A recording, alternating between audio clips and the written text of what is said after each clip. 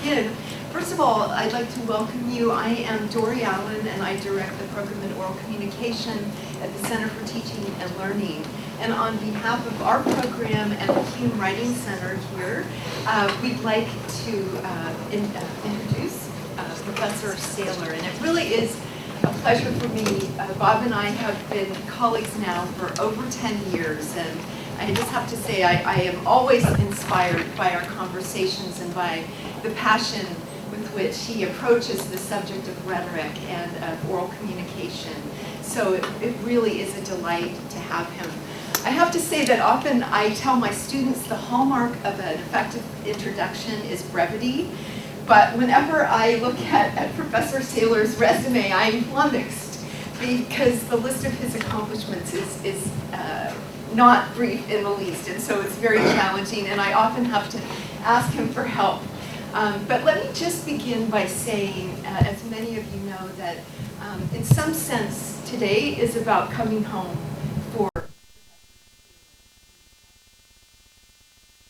political science, and it is here that he says that his love of rhetoric flourished. He was president of the student body, he was captain of the debate team, and then left, unfortunately, to go to Harvard Law School. But I know we won't hold that against him, right? He also joined the Washington firm of Covington and Burling in the mid-60s, where he's now a senior trial partner and currently teaches at the University of Virginia Law School. He teaches oral advocacy and trial law there. And I think I can say today with delight that Robert and his wife Marty Sayler will be in residence next year here at Stanford. Bob will be teaching here on campus in a variety of programs.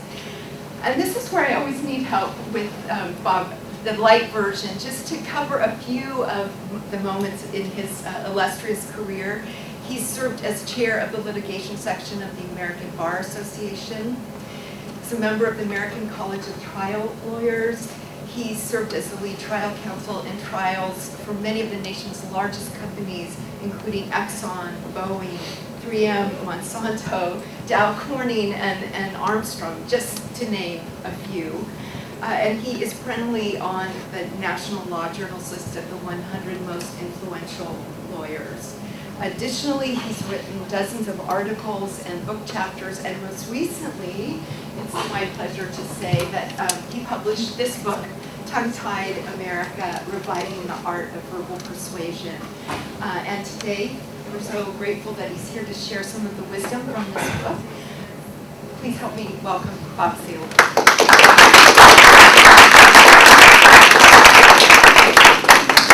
First, thank you all for coming. Here's my case. There is out there two competing strands of teaching and learning about advocacy, oral persuasion, rhetoric, if you would. The twain rarely meet. They rarely talk to each other.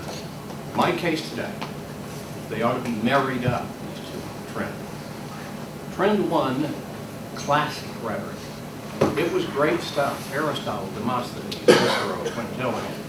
Nobody has ever disproven anything the gods of rhetoric told us, and we still pay rapt attention to it. Particularly we trial lawyers, sometimes consultants of very jury consultants and whatnot.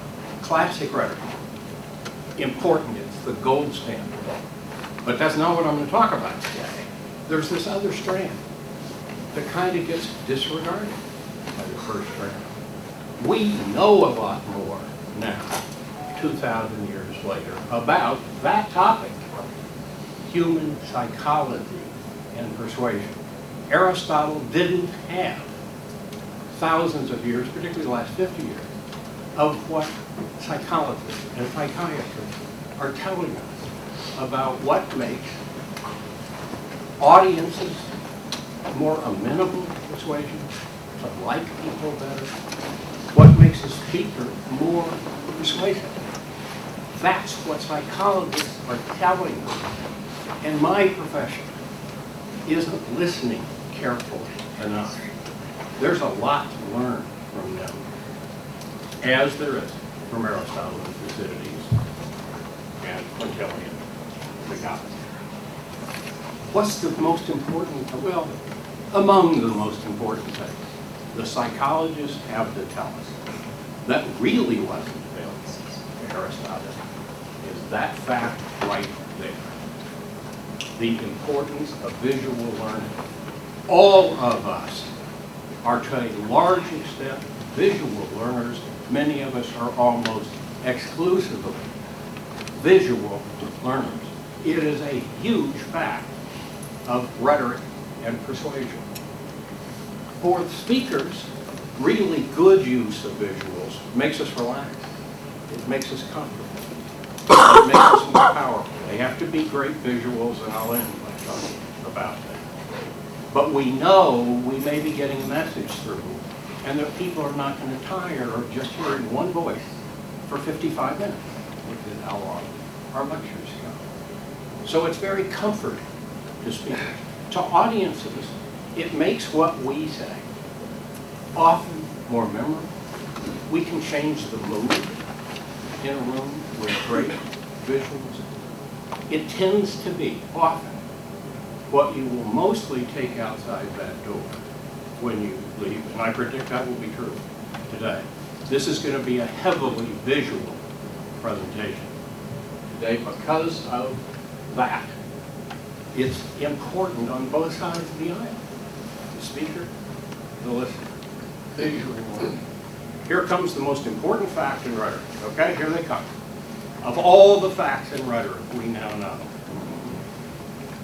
if you talk to an audience for 50 minutes and 3 days later test them, we've done this many times.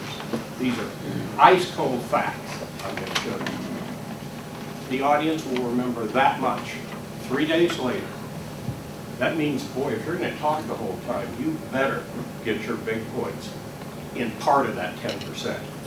They've got to get the big points. May only be 2 of them. You have to win them. Now look what happens if you just see a presentation. All eyes. Holy cow, we have just tripled retention, right? That's not the big fact yet. There's the big fact. That's the ballgame. If an effective speaker can combine your ears and your eyes, comprehension, think about this, 3 days later, is 2/3. That is the overwhelming, most important fact in rhetoric and persuasion. That chart, and if you got nothing else out of today, and I hope you do, that chart is ballgame stuff. 2/3, if you can elegantly and appropriately combine your voice, your body language, your gestures, all of that delivery stuff with memorable visual stuff. But this is going to be heavily visual. I'm warning you right now. So, I call this the overlay of psychology on persuasion. I've come up with my own goofy concoction of the 10, and I'll give you these if you walk out, what I call my 10 commandments of what psychology has told us about the visual part of persuasion and the oral rhetorical part. Those are all going to be in my 10 commandments. That's what the speech is about. That's it. Commandment 1. For so long, we have so undervalued the importance of themes, refrains, clean, simple structure. Okay? Think about the speeches you most remember. Think about times you've almost teared up listening to a speech. Boy, the big 4 have been a part of it. Thank you, psychologists, for teaching us that. I'm going to show you some good and I'm going to show you some ugly. Right now, I'll start with ugly. John Kerry, Democratic Convention. 2004, it's the acceptance speech. He's got 3,000 people out there dying to cheer and go bananas.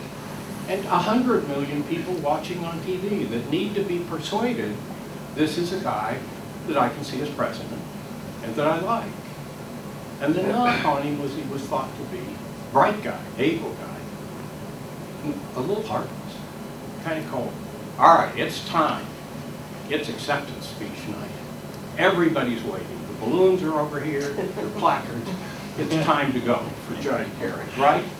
A wonderful speech gets written for him by John Favreau, who is now the president, Obama's speechwriter. He's only 23 years old at the time. He writes a themed, structured speech, ribbing on the Republican values, family values. That was their big theme. Old Favreau says, let's just go right after it. You don't value family, blah, blah, blah, blah. He put, this is the text of what he gave you, a pause right here and here, all black here, and that's the choice in this election. So you don't value families by this. Pause. The second time he could have said it louder, quieter, pause, done something. The crowd is ready to explode, right? Look at what he did. You don't value families.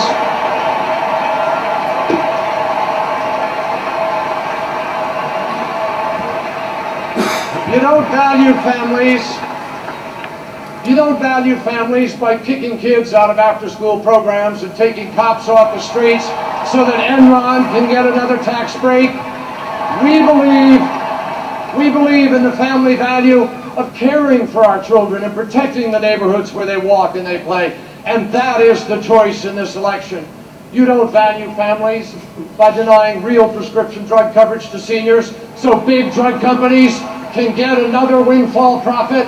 We believe in the family value expressed in one of the oldest commandments, honor thy father and thy mother. As president, I will not privatize Social Security. I will not cut benefits. And together, we will make sure that senior citizens never have to cut their bills in half because they can't afford life-saving medicine. And that is a choice in this election. You don't... I can't think anymore of it.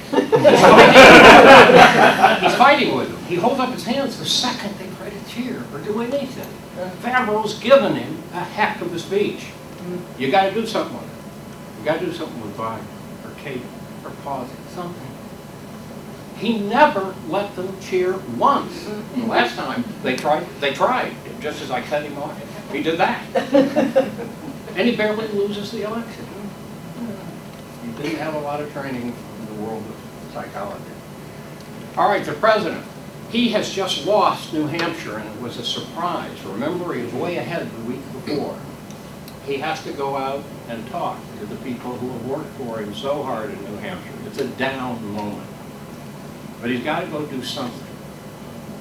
And this is what, I'll just play a little bit of it. You know what he did.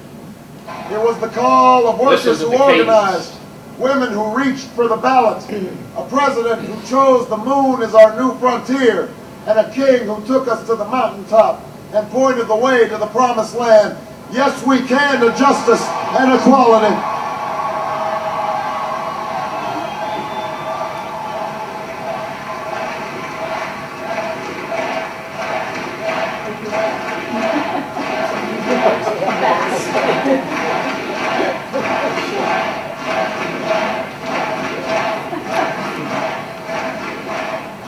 Yes, we can to opportunity and prosperity. Yes, we can heal this nation. Yes, we can repair this world. Yes, we can. And so tomorrow, as we take the campaign south and west, as we learn that the struggles of the textile workers in Spartanburg are not so different than the plight of the dishwasher in Las Vegas, that the hopes of the little girl who goes to the crumbling school in Dillon are the same as the dreams of the boy who learns on the streets of LA. We will remember that there is something happening in America, that we are not as divided as our politics suggest, that we are one people, we are one nation, and together we will begin the next great chapter in the American story with 3 words that will ring from coast to coast, from sea to shining sea. Yes, we can. Thank you, New Hampshire. Thank you. There's not a lot that one can do better than what he did. He brought the crowd up to a crescendo, talking about the slaves coming in from the South. He couldn't leave them in the street. He couldn't leave them. He quietly brings them back down. They're going to know there's something happening. Very quiet. And the mood completely changed. And then, after some pauses, he goes back to sea to shining sea. Yes, we can. Thanks, you mentioned. But the way that he injected the "thanks we can" so fast. Or Sometimes fast, sometimes slow. And the cadence was just magnificent because of the variety in the cadence, when he came in, when he didn't come in. Interesting footnote. Favreau, the speechwriter, told him not to do it. The president said, I want to go do this tonight. He said, no, you've just lost the election. People are going to be down. It's not going to work. And the deal they made was that he would say, yes, we can the first time. And if it went well, John Favreau, I'm going with it. He went with it. Favreau's not often wrong. He's a very brilliant man. A different Martin Luther King speech happens to be my favorite Martin Luther King. Speaking of people trained in rhetoric and trained by psychologists, which is also true of President Obama, by the way. He is almost killed by a crazed woman 10 years before he died, who stabbed him at a book signing, missed his aorta by 1/8 of an inch. The doctors told him that if he had sneezed, he would have died. And that became famous. It went in the newspaper. Presidents came to see him, wrote him, all kinds of fancy people. But one 12-year-old girl from New York, upper New York, wrote a note, Dear Martin Luther, Dr. King, I am so happy you didn't sneeze. Love, Beth. Here came one of the great, for a bunch of reasons, one of the great speeches ever given. I want to say tonight that I too am happy that I didn't sneeze, because if I had sneezed, I wouldn't have been around here in 1960 when students all over the South started sitting in at lunch counters. And I knew that as they were sitting in, they were really standing up for the best in the American dream. If I had sneezed, I wouldn't have been around here in 1962. And Negroes in Albany, Georgia, decided to straighten their backs up. And whenever men and women straighten their backs up, they are going somewhere, because a man can't ride your back unless it is bent. If I had sneezed, I wouldn't have had a chance later that year in August to try to tell America about a dream that I had had. If I had sneezed, I wouldn't have been down in Selma, Alabama to see the great movement there. If I had sneezed, I wouldn't have been in Memphis to see a community rally around those brothers and sisters who are suffering. I'm so happy that I didn't sneeze. How do you beat that? Structure, perfect. Themes, beautiful theme. If I had sneezed, the structure, the theme gave him a way to tell the whole civil rights story. If I had sneezed, I would have missed some of it. If I had sneezed, I would have missed this. I would have missed, what a magnificent way to retell the civil rights story. All through that wonderful theming. I'm so glad I didn't sneeze. I didn't make it up. There's a sad footnote. This happened on April 3, 1968, when he was in Memphis. Allegorically, the sneeze came the next day. He was shot. Commandment 2. These things matter. Sometimes you're going to see on TV and you're going to know good and well you're upset by the absence of some of this, and some people are getting away with the exact opposite. Sometimes. Aristotle says, don't worry about it. It'll all take care of itself. Those things engage us and make us like people and listen and be more receptive to what they're saying. Projecting common. Aristotle's ethos, like me, trust me, I know what I'm talking about.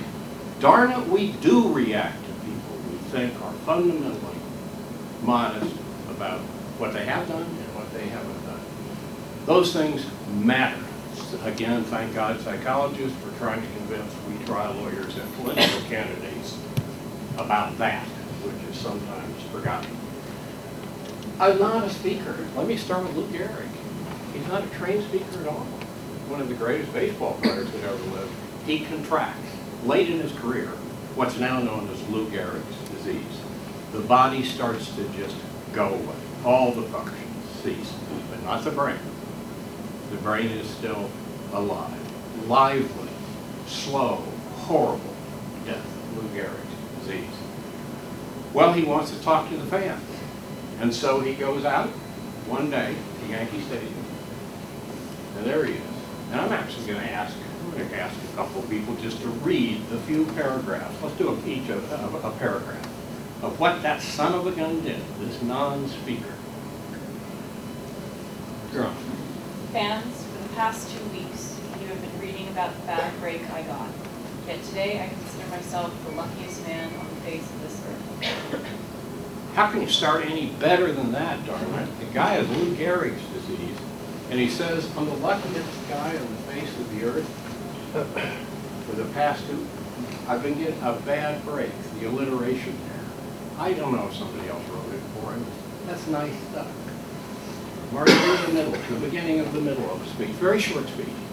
I have been in ballparks for 17 years and have never received anything but kindness and encouragement from you fans.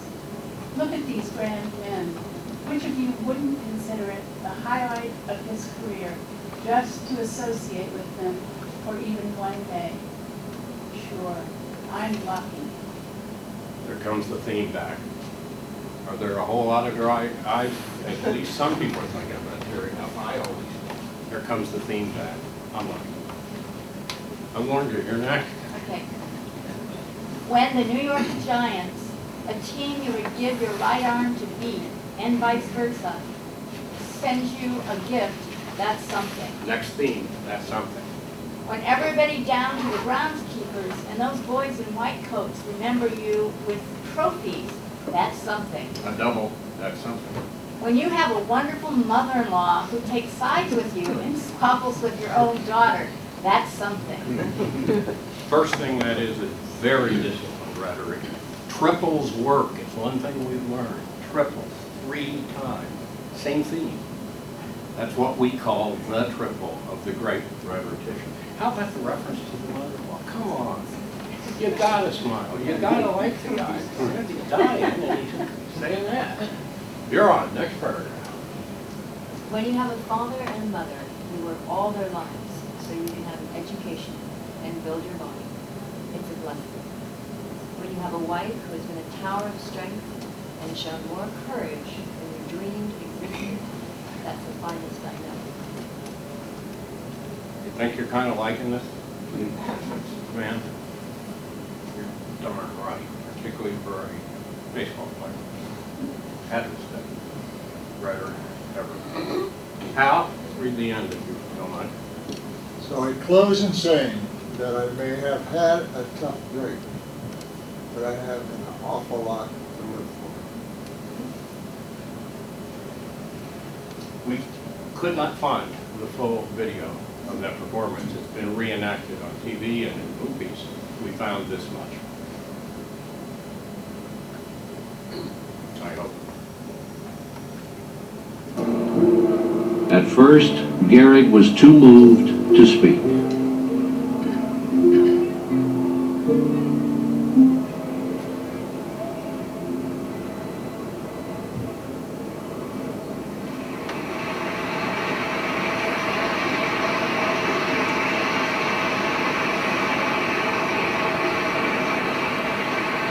For the past 2 weeks, you've been reading about a bad brag. Today, I consider myself the luckiest man on the face of the earth.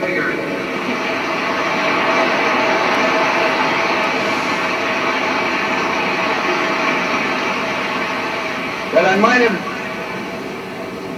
been given a bad break but I've got an awful lot to live for. Thank you.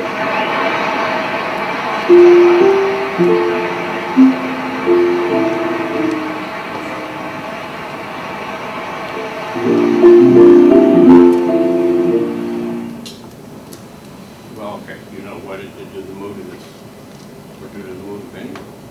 You heard it or even see it. Powerful stuff. Couldn't have been a better speech to say what he wanted to say. This may be tied. Whole Civil War comes down to what I'm going to show you now. I don't know what that is. Oh, it always has. I'd go to World. Sean to the rescue. To the Sean, let me set it up. Just hit restart. Yeah. Quick restart. Hit restart the program. You got it.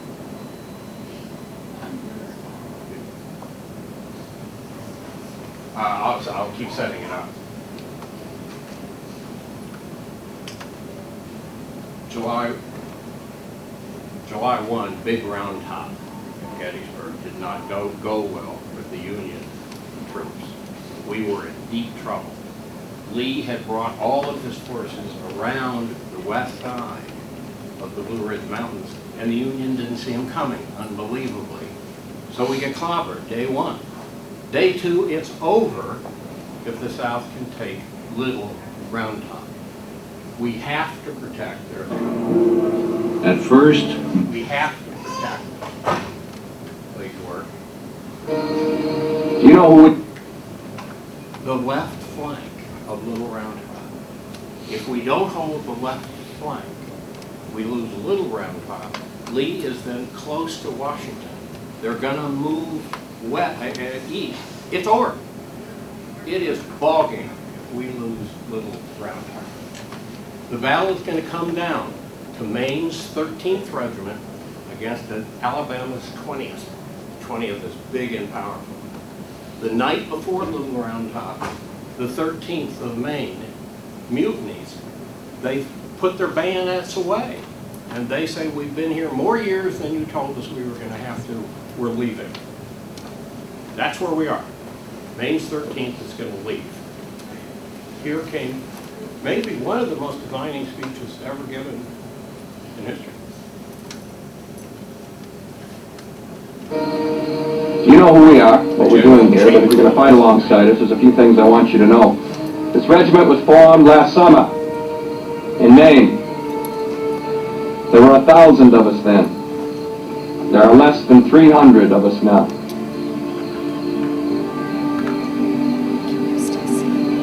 All of us volunteered to fight for the Union, just as you did. Some came mainly because we were bored at home. Thought this looked like it might be fun. Some came because we were ashamed not to. Many of us came because it was the right thing to do. And all of us have seen men die. This is a different kind of army. If you look back through history, you will see men fighting for pay, for women, for some other kind of loot. They fight for land, power. Because a king leads them, or just because they like killing. But we are here for something new. This has not happened much in the history of the world. We are an army out to set other men free. America should be free ground. All of it. Not divided by a line between slave state and free. All the way. From here to the Pacific Ocean. No man has to bow. No man born to royalty. Here we judge you by what you do, not by who your father was. Here you can be something. Here is the place to build a home. But it's not the land. There's always more land. It's the idea that we all have value. You and me.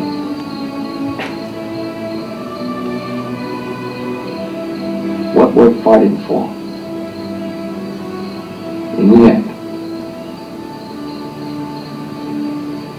fighting for each other.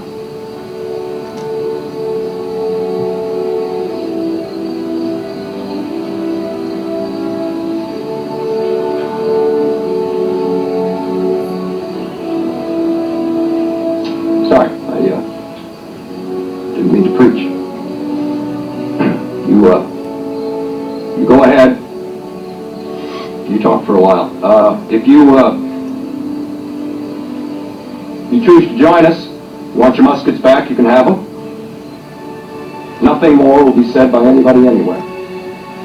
If you choose not to join us, well, you can come along under guard, and when this is all over, I will do what I can to see you get a fair treatment, but for now, we're moving on.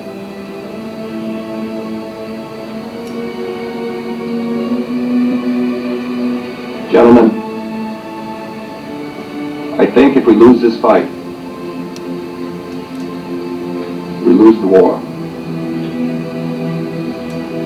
So if you choose to join us, I'll be personally very grateful. You know the end of the story. They all went and got their, every single one, went and got their muskets back. The mutiny was over. Maine's 3rd, 10th, held the next morning. The war changed. That speech. That was the speech he gave. Of course it was not visually recorded, audio or visually recorded at the time. It has been recreated from his memory. He lived 15 more years after that. That was the speech he gave. J.K. Rowling, the same topic. Gracefulness, modesty, humility. How can you not like this billionaire with all the Harry Potters when she does this, when she's invited to go give the commencement address at Harvard? You don't like this lady with this start? The first thing I would like to say is thank you. Not only has Harvard given me an extraordinary honor, but the weeks of fear and nausea I have endured at the thought of giving this commencement address have made me lose weight.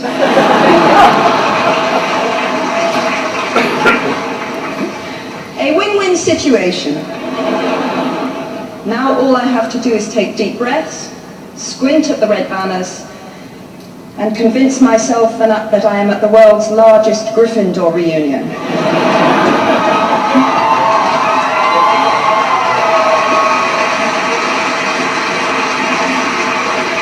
Of course, on the one hand, it's an engaging, wonderful, warm, likable start. But for a psychologist would tell us, it has also made us so much more receptive to want to hear her message. Why?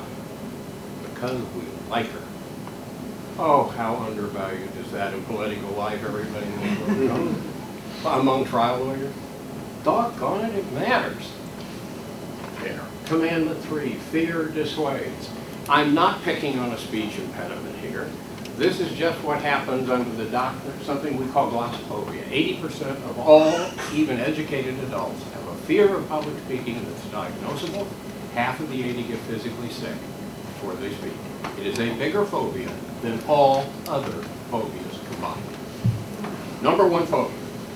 Just for fun, a little bit of my favorite movie, My Cousin Vinny's opening statement. Counselor, your statement, sir.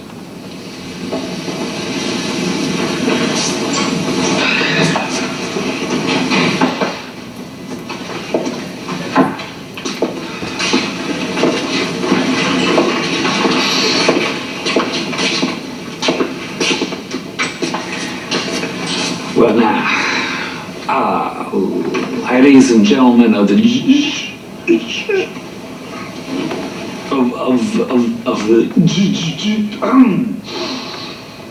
jury, on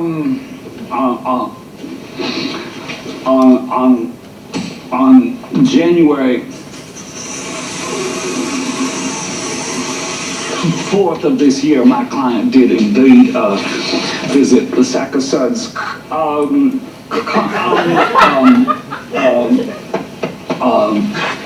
convenience store, but He didn't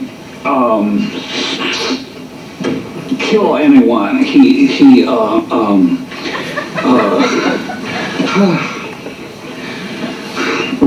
We intend to prove that the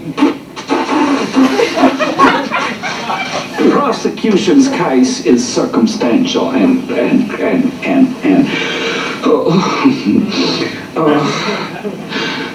coincidental. Thank you.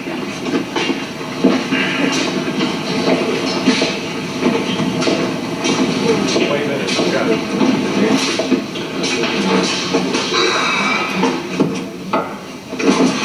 That's it. What about everything we talked about? Well, I get a little nervous. A little nervous.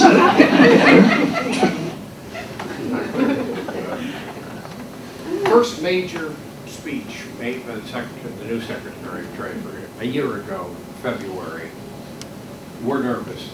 The economic situation the world is teetering. We all know it's teetering. It's his job to reassure us.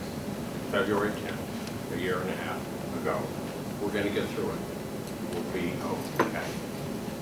Here came up late as part of that memorable speech. This program will be built on the Federal Reserve's term asset-backed securities loan facility. It was announced last November with capital from the Treasury and financing from the Federal Reserve.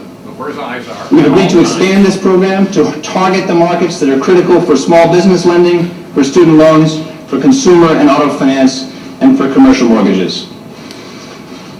Now, in addition, because small businesses are so important to our economy, we're going to take some additional steps to make it easier for them. It goes on like that the whole time. He's swaying about 2.5 feet. He's reading every single word, first over here and then over here, right?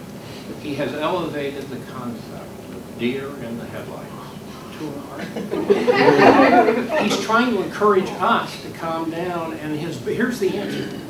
The answer was something called a term asset-backed securities loan facility. Do you feel better? You got this under control? The stock market dropped in 3 hours 388 points. The second most precipitous drop in the history of the American stock exchange. A speech designed, Feb 10, a speech to a year and a half ago, a speech designed to encourage us, scared the holy bejesus out of the whole country. How can you do worse? Under the fear scares us. When we perceive somebody that doesn't have conviction or care, what's it going to do with persuasion? Persuasion. It's got to. It does. Bridge 4. Bridges too far. Pushing something.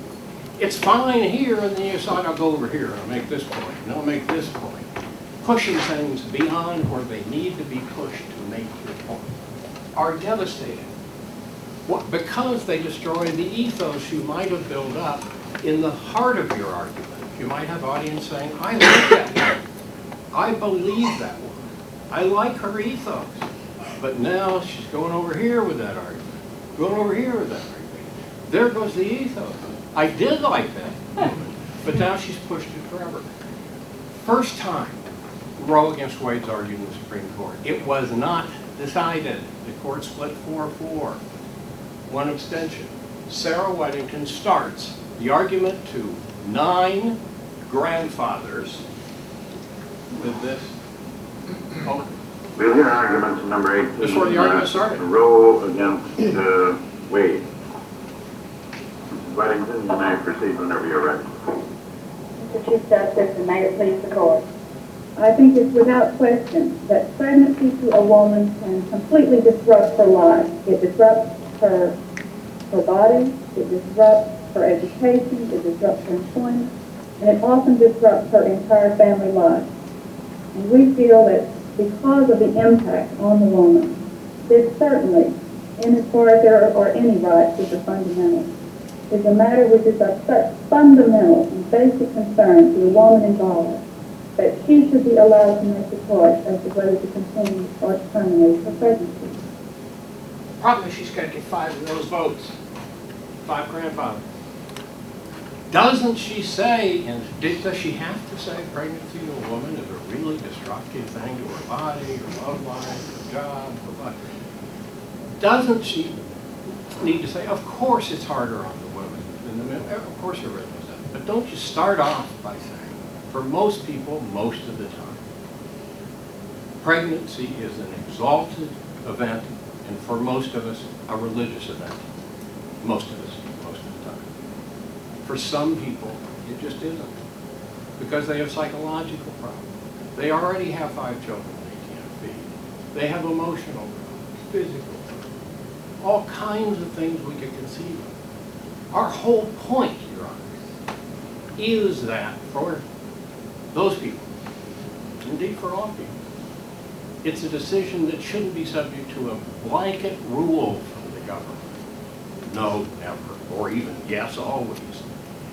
That woman should go to her doctor, to her minister, to the father of the child, to think about her own emotional condition, her own situation. Because it's so individualized, so personal, will differ from person to person. We're asking you, and this is the only place we can go, to say that is the decision. It should not be made on a blanket basis by the government. We're not here to say that abortion is pretty. It's not our case. We are here to say there has to be a choice. She won 7-2. She did that the second time. This is exactly her argument.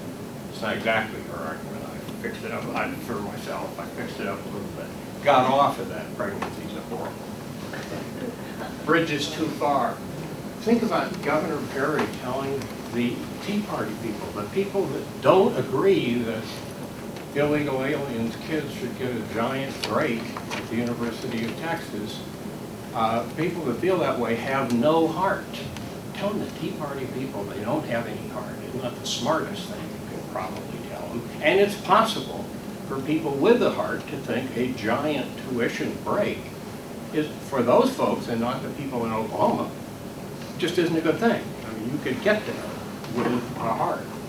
Or the other night he's asked the question, illustratively, what do you think about the 14th Amendment? Should we get rid of the 14th Amendment, which says a kid born here from an illegal parent is an American citizen? That's what the 14th Amendment said.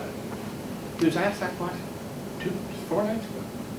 And he answered a completely different question. He said, I want to talk about government regulation. And so the moderator said to him, I ask you, though, should we get rid of the 14th Amendment? Were you all listening to that answer? Look, he said, the rules are you get to ask the questions, he said to the moderator. I get to answer anything I want to. End of answer. Wow. I mean, that is just so dumb, psychologically, and Aristotle would turn over. Next, essential to revive flighting attention. Our attention spans as human beings, according to psychologists, are about 3 to 4 minutes at a pop. The game's to keep getting it back. Visualization helps us. Everybody in this room has tuned out a couple times. It's just part of who we are. Dinner tonight, how the quad went last night, whatever. We come and we go. 3 minutes at a pop. The game is to get the attention back by pausing, by cadence, by visuals, by something. By making sure the big points get made big time. Republicans started off their convention the second time Clinton was running. After a few boring speeches, they wanted to lay into Clinton. They didn't put a speaker up there to just start saying the guy talks out of both sides of his mouth. You can't believe it. No, what they did was just show videotapes of just Clinton. I would present a 5-year plan to balance the budget. We should balance the budget. We could do it in 7 years. I do not believe it is good policy based on my understanding of this budget, which is pretty good now, to do it in 7 years. I think we could reach it in 9 years. Balance the budget in 10 years. I think we could reach it in 8 years. I have proposed a balanced budget that balances the budget in 9 years. The 7-year period is an arbitrary period, so we're between 7 and 9 now.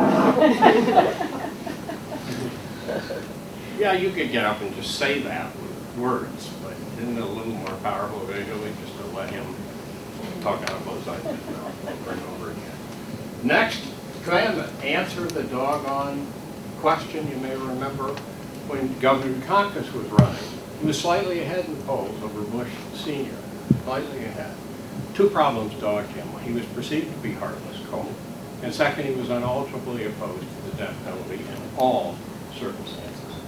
So Bernie Shaw, CNN News, decides to set him up to deal with those twin problems. And out came this question.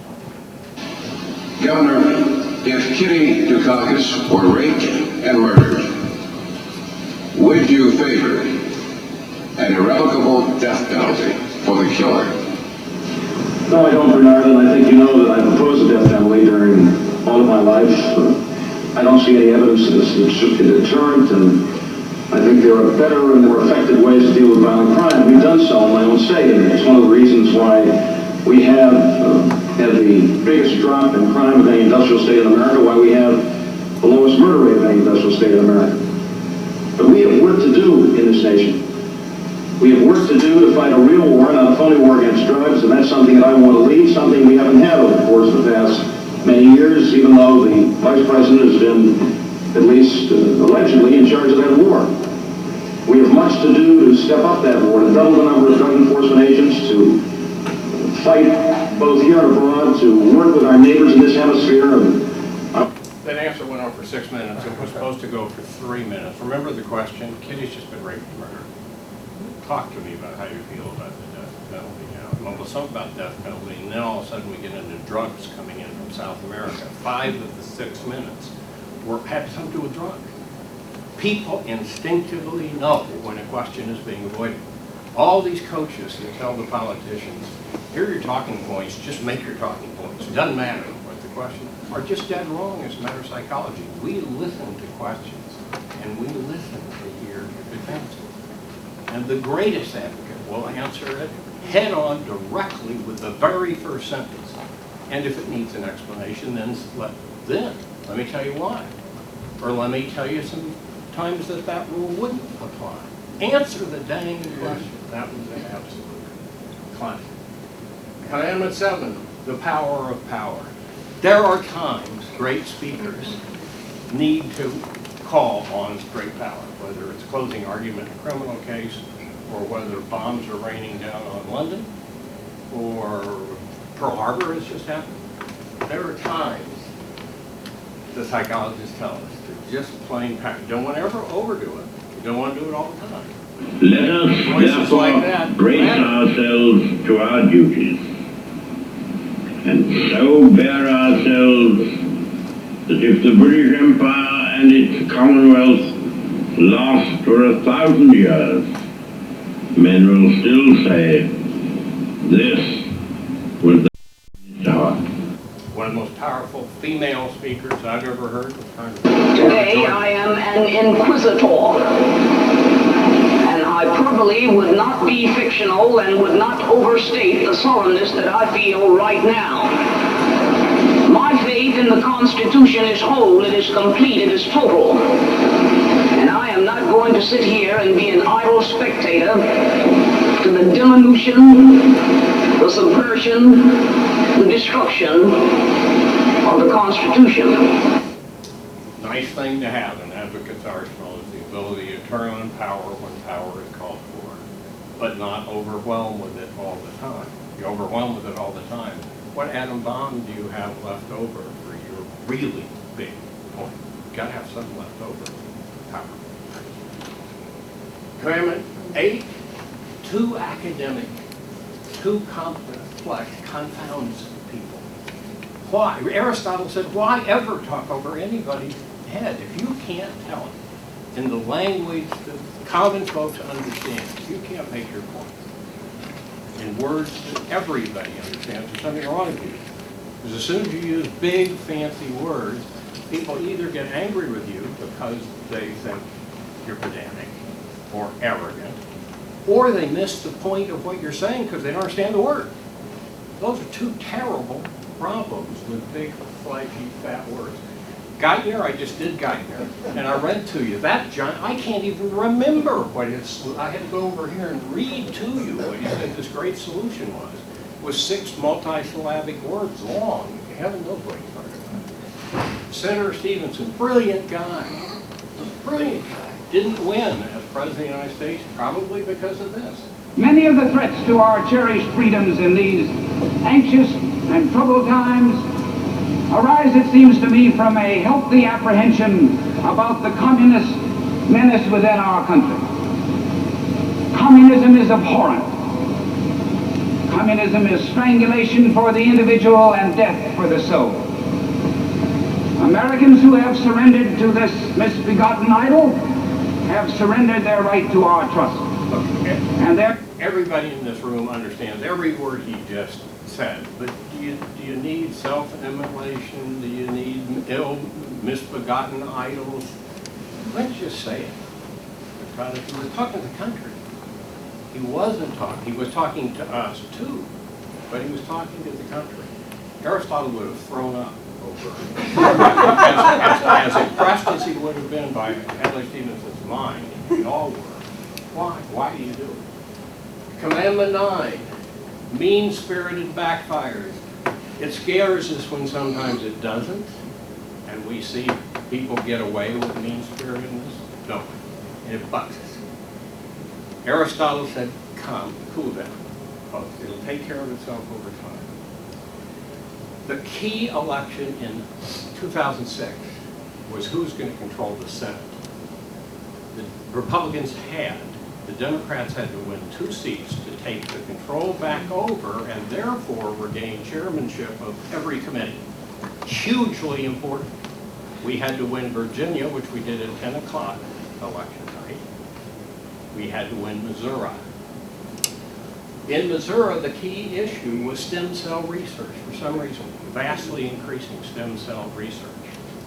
Clara McCaskill is running as the Democratic candidate. She's down 4 points with 3 days to go. They put on an ad featuring Michael J. Fox, who has level 4 Parkinson's disease, okay? They put this ad on in quest of more funding and voting for more funding for stem cells. As you might know, I care deeply about stem cell research. In Missouri, you can elect Claire McCaskill, who shares my hope for cures. Unfortunately, Senator Jim Talent opposes expanding stem cell research. Senator Talent even wanted to criminalize the science that gives us a chance for hope. They say all politics is local, but it's not always the case. What you do in Missouri matters to millions of Americans. Americans like me. The next morning, I'm Claire McCaskill. yeah, In this commercial, he is exaggerating the effects of the disease. He is moving all around and shaking, and it's purely an act. Clara McCaskill won by 3 points. The election moved 7 points. And Rush Limbaugh did that and changed and gave the control of the United States Senate to the Democrats instead of the Republicans. What goes around comes around. And it did then. Didn't it? Commandment 10 and the last one. The enduring wisdom of the canons, we call them, of the teaching of the psychologists. Boy, are these worth remembering, as much so as ethos, pathos, logos, the teaching of the classics. Aristotle. These 4 canons are just dead flat on correct, and everybody needs to know that they are. Primacy. We are all influenced most by what we think of the speaker at first and her cause. Hugely important. I have never seen a speaker do very badly at the beginning and recover. I've never seen it happen in court. I've never seen it happen. Because we're making judgments that, how about a visiting minister in church? You're going to listen to those first 4 minutes so rapidly. Is this person going to put me to sleep? Is this person going to bore me? That's primacy at work. Getting you back once you have said, oh God, this is going to go on for 20 minutes. There's almost not a speaker in the world that can lose primacy and win a point, a case, an argument. But we remember best what we hear last. That's probably what you're going to walk out of this room with. For a jury trial lawyer, that means, buddy, you better start big, and you better end big. None of this, I'm just done and leaving. You gotta win them both. Primacy is the most important. Recency, huge. Frequency. Most of us, even PhDs at Stanford, need to get important stuff twice, not just once. Particularly if it's a 3-month trial or something. We know we've got to make the big points at least twice. The key is not to sound repetitive. It is to serve up the points in different words, or a different passage in the presentation, a different day in court. But by golly, rule of frequency is there are limitations to human beings, and one is we can miss something, particularly if you're 7 years old, bald, and senile. It begins to crop up every so often. Yes, I need frequencies, but I'm trying. Visualization is what I've been talking about the whole time. That is a psychological canon. The great use of visuals.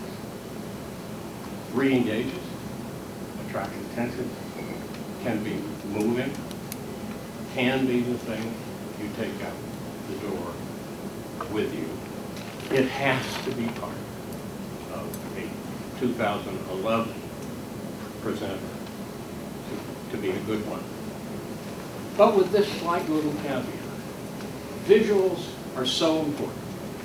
They raise the floor of almost every speaker. They make you better. They make you more organized. They do relax you. They get the attention back.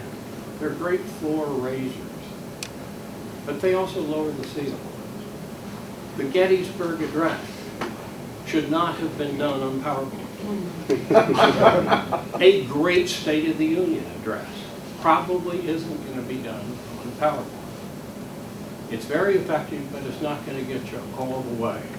The speech General Chamberlain had to make to the May 13th that night. Now, I end with this note. There is nothing in the world, well, there are some, I can hardly think of anything worse than the misuse of graphics. The misuse of graphics is vastly worse than no graphics at all. A speaker who has a lot of notes and has to look down and read a fair amount behind the podium, holding on to the podium like it's the last rails on the Titanic. You've seen speakers like that. That is better than that. Everybody in this room is laughing. You've all seen it. Too many words on the page. It makes you mad. You can't read it anyway. It's too far away. Speakers tend to turn their back to you, right? It is absolutely an abomination of persuasion and rhetoric to misuse graphics. If there is to be text, 1, 2, or 3 point max. 2 or 3 words per point. Nothing, ever, like that. The textual parts have to be clean, clear, simple.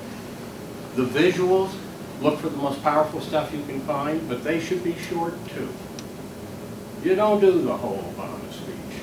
You do 37 seconds, because that's where you're going to get the power from. So the clever, thoughtful use of graphics is as important as this whole lecture has tried to emphasize, and I said it would be visual.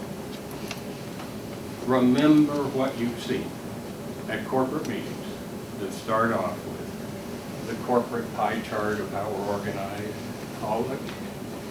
We've all been put to sleep with it. Watch out for it. Think about it. Pay attention to great graphics, simple graphics, moving graphics, not that. And on that note, I leave you with those 10 commandments. They're on the way, just the list of the 10 commandments you can pick up on the way out. I thank you all for coming. I'll be glad to be here.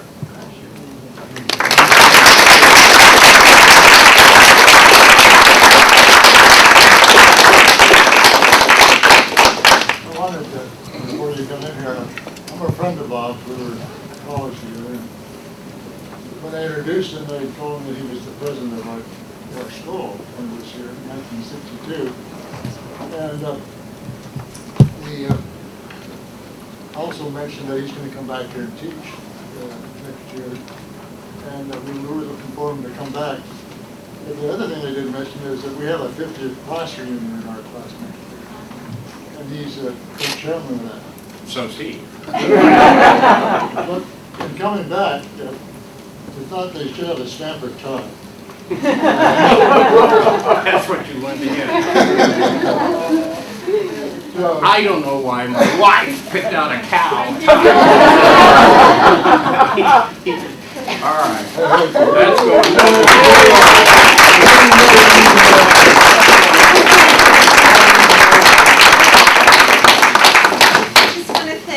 Professor Sayler again, and do you have a moment for a few questions before you have to head off? So are there any questions, one or two?